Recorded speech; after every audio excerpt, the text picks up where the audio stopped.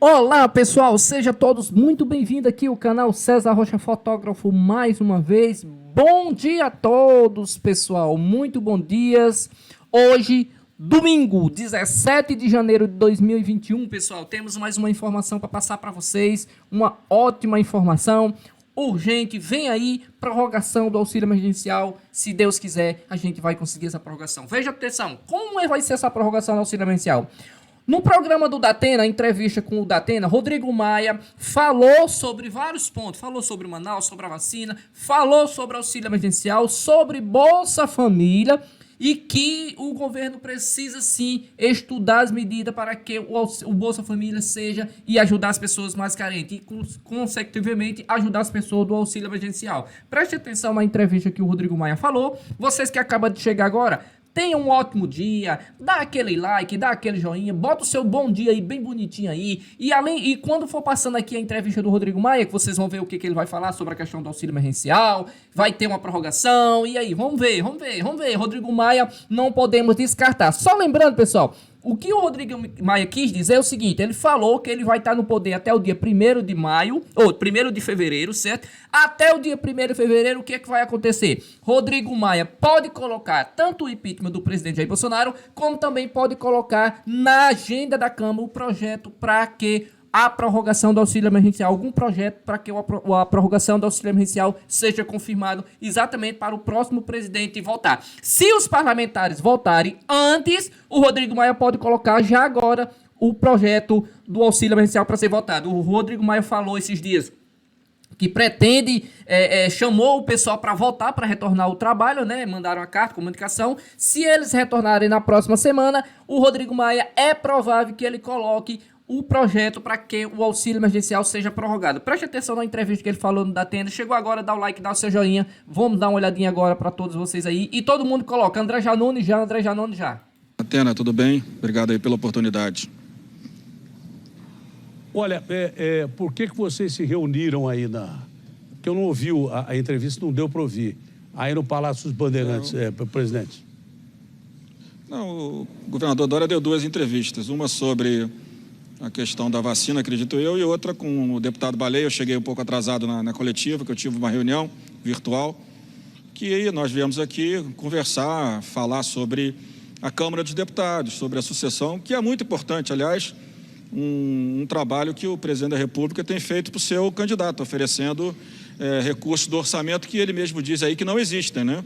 Que o orçamento, por causa do teto de gasto, não vai ter recursos para investimento no próximo ano. Eu acho, Datena, que todo esse debate sobre Manaus, sobre o Covid, do meu ponto de vista, tem um erro original, que foi a negação por muitos do impacto e das consequências do Covid-19 no nosso país. Eu lembro que no início, as previsões do governo federal é que nós teríamos apenas 1.000 mortes, que nem o H1N1. Então, esse erro original de negar o impacto do Covid, vendo o que já estava acontecendo na Europa, né, e não ter uma preparação antecipada, nos levou, claro, a consequências que não foram positivas, né, apesar do esforço de todos, inclusive, claro, do governo federal. Eu estava ouvindo aqui, aproveitei a oportunidade, ouvi a coletiva do presidente da República, e é interessante como se tenta falar que o Supremo tirou a responsabilidade do presidente em relação ao seu papel constitucional, legal, que é o do coordenador do Sistema Único de Saúde. O Supremo em nenhum momento tirou essa atribuição do governo federal, né, de forma nenhuma.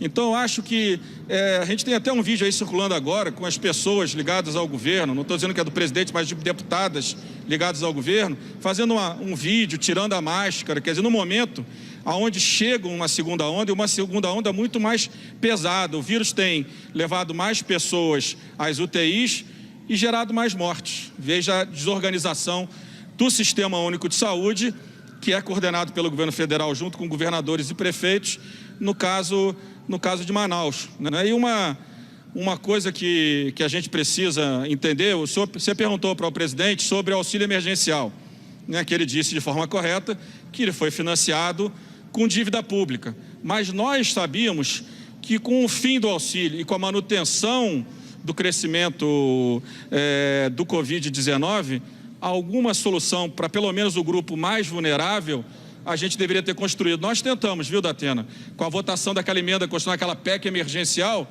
que era exatamente sem criar novas despesas dentro do orçamento primário de 1.485 trilhão, que é o que o teto de gastos autoriza para esse ano de 2021, cortar despesas para conseguir arranjar um espaço de 8, 10, 12 bilhões para conseguir, dentro da responsabilidade fiscal, ampliar o Bolsa Família para que essas famílias mais vulneráveis, que vão ficar sem nada, que já ficaram sem nada a partir de janeiro, pudessem ter alguma solução. Mas o presidente não quis votar. O senador Márcio Bittar disse, em conversas reservadas, que o presidente disse que não ia votar nenhuma dessas matérias de corte de gastos, que de fato são matérias de escolhas, né, que precisam ser feitas, né?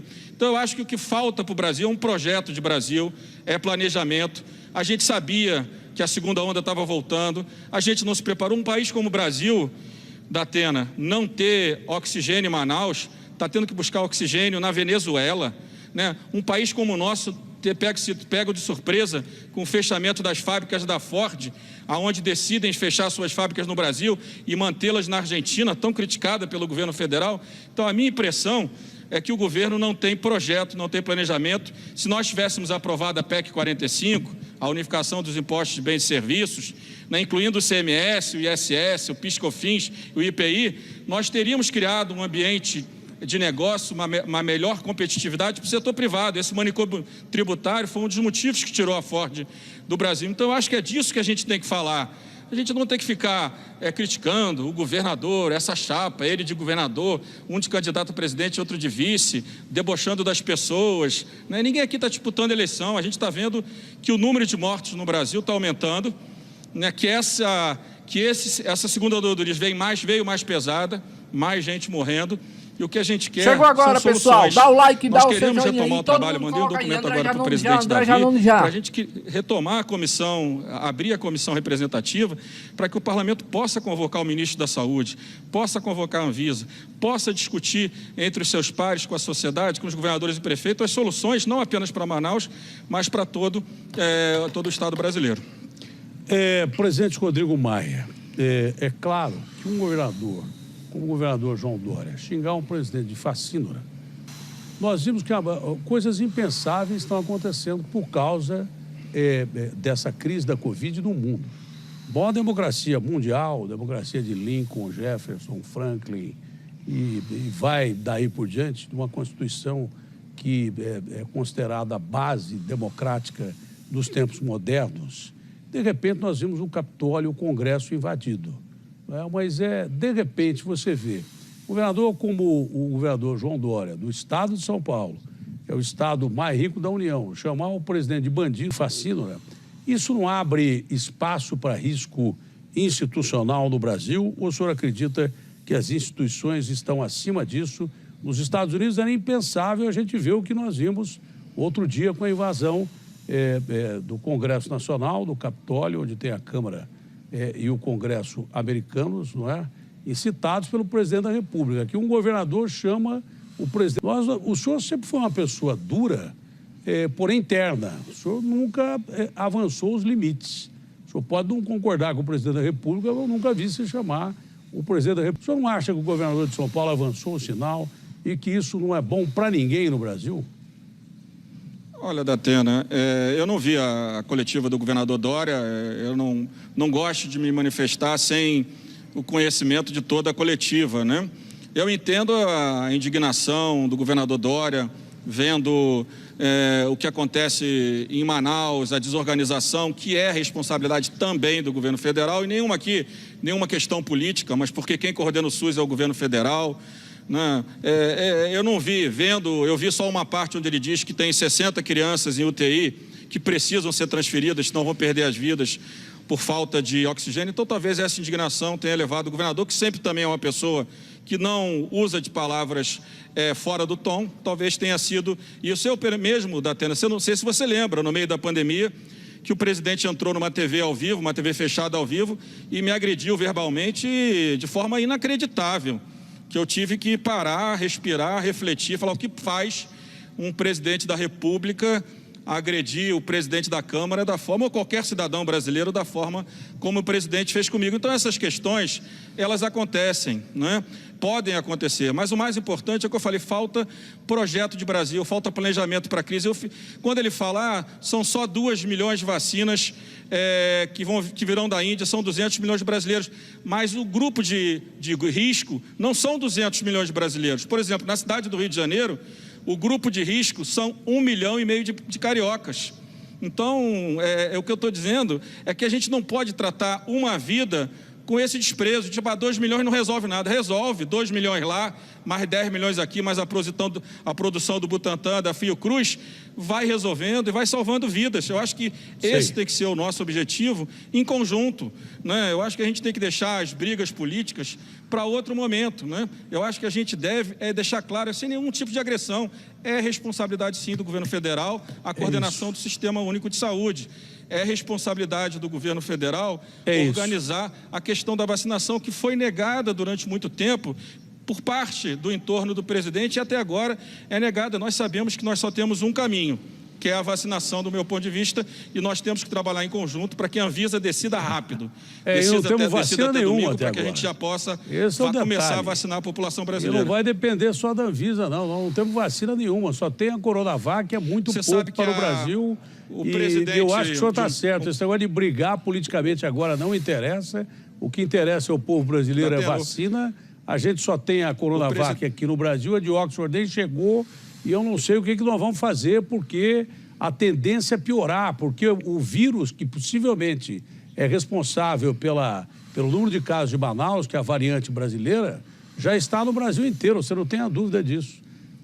O senhor tem mais alguma coisa a completar, presidente? Só para encerrar, agradecer a oportunidade, dizer ao presidente da República que, mesmo quando ele debocha, quando ele agride, quando ele menospreza os outros, que ele pode ter certeza que a instituição Presidência da República é cidadão brasileiro e que eu espero que a gente consiga resolver a vacina. Outro dia, o presidente de um grande laboratório que tem a vacina, que não chegou no Brasil ainda, disse que mandou e-mail para o Ministério da Saúde várias semanas sem resposta, né? É disso que nós estamos falando, um certo descaso, do meu ponto de vista, por não acreditar na vacina, de muitos no entorno do presidente. Então, a gente tem que parar de conflito, o governo não tem que levar nem o presidente crítica para o lado pessoal, as críticas são sempre para contribuir. E eu, como cidadão, como deputado, como presidente da Câmara até 1º de fevereiro, eu quero ajudar, quero colaborar, por isso que eu acho que o parlamento deveria estar funcionando, debatendo e construindo as soluções, como construímos na pandemia. As melhores soluções construídas para o enfrentamento da pandemia foram construídas pela Câmara dos Deputados e pelo Senado Federal. Presidente, foi um prazer falar com o senhor.